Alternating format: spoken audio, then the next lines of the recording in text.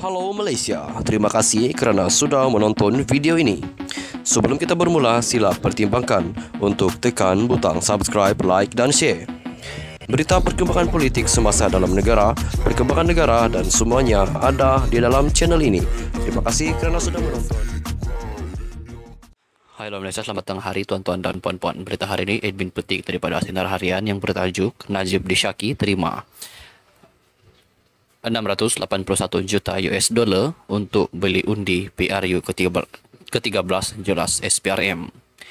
Berita penuh, seorang pegawai penyiasat Suruhanjaya Pencegahan Rasuah Malaysia SPRM memberitahu Mahkamah Tinggi pada Selasa bahawa Datuk Seri Najib Tun Razak Dishaki menerima 681 juta American dollar untuk membeli undi untuk pilihan raya umum PRU ke-13 pada 11 tahun yang lalu.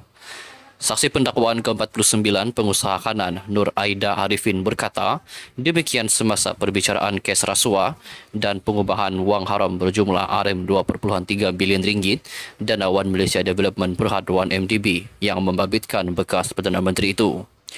Beliau yang juga pegawai penyiasat skandal 1MDB ini berkata, maklumat diterima pada 4 Mei 2015 menyatakan pada tahun 2013 Najib telah menerima wang tersebut daripada syarikat yang dipercayai mempunyai kaitan dengan kerajaan Saudi iaitu Tanure Finance Corporation melalui Falcon Private Bank Singapore.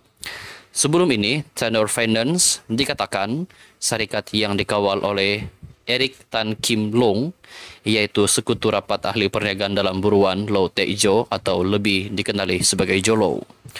Nur Aida berkata wang tersebut dimasukkan ke akaun M-Private Banking milik Najib yang berakhir nombor 694. Selain itu, wanita itu berkata pada 17 Mei 2018 pula, aduan diterima mengatakan Najib sebagai pengurusi Lembaga Penasihat 1MDB dan Menteri Kewangan menerima suapan.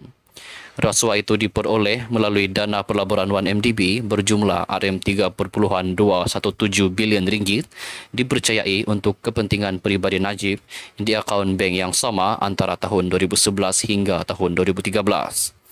Fokus siasatan ialah di bawah Seksyen 23 Akta SPRM 2009 iaitu berkenaan dengan kemasukan wang dalam jumlah yang sangat besar kedua akaun peribadinya berakhir nombor 694 dan 880 antara tahun 2011 dan tahun 2014 katanya. Beliau berkata Najib dikatakan telah menggunakan kedudukannya bagi mendapat suapan yang mana ketika itu bertindak sebagai Perdana Menteri, Menteri Kewangan dan juga pengurusi Lembaga Penasihat 1MDB. Mahkamah Tinggi sebelum ini diberitahu Tanure Finance memindahkan 681 juta American dollar ke akaun peribadi Islamic Bank milik Najib. Dana itu sebahagian daripada terbitan bond 1MDB keseluruhannya berjumlah 3 bilion American dollar yang sepatutnya dilaburkan bagi usaha sama 1MDB dengan Akbar Investment PJS yang dikenali sebagai Abu Dhabi Malaysia Investment Company (ADMIC). Menurut penganalisis pasukan petugas khas 1MDB Adam Arif Muhammad Roslan, pada hari sama Tanure Finance menerima 640 juta American dollar iaitu pada 21 Mac 2013 ia mengarahkan Falcon Bank memindahkan 681 juta American dollar ke nombor akaun bawah nama Private Banking MR di Islamic Bank secepat mungkin. Najib menghadapi 4 tuduhan menggunakan kedudukannya untuk memperoleh suapan berjumlah RM2.3 bilion ringgit, dana 1MDB dan 21 tuduhan pengubahan wang haram yang melibatkan jumlah yang sama. Perbicaraan di hadapan Hakim Datuk Colin Lawrence Sequeira, kini Hakim Mahkamah Rayuan, bersambung dengan Nur Aida membaca pernyataan saksi setebal 95 muka surat. Pada 5 Mei 2013 lalu, Barisan Nasional BN diumumkan menang di 133 kerusi parlimen sekaligus dapat membentuk kerajaan dengan majoriti tipis.